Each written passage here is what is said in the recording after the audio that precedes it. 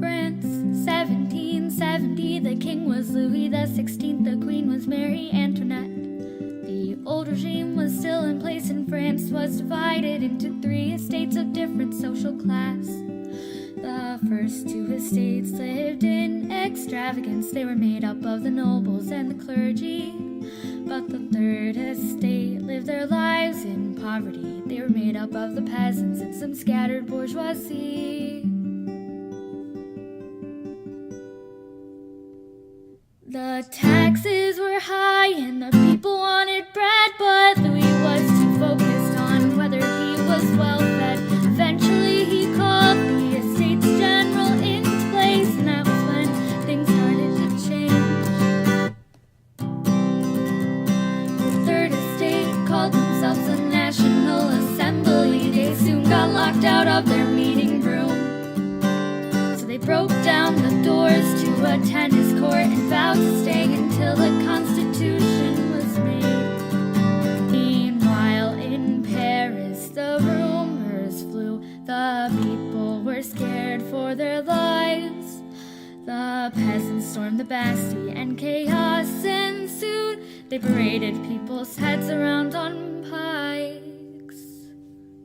The women were mad and they still wanted bread, so they marched to Versailles and demanded Marie's head.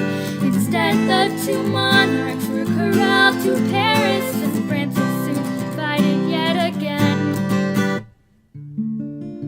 The National Assembly wrote the rights of man, but they made a mistake when they took over the church lands. Louis tried to escape, but it didn't quite go well. Still, they made the Legislative Assembly. But in 1792, war was tearing France apart. Austria and Prussia were on top by far. So they set aside the new constitution and made another new government called the National Convention, led primarily by a group of radicals called the Jacobins.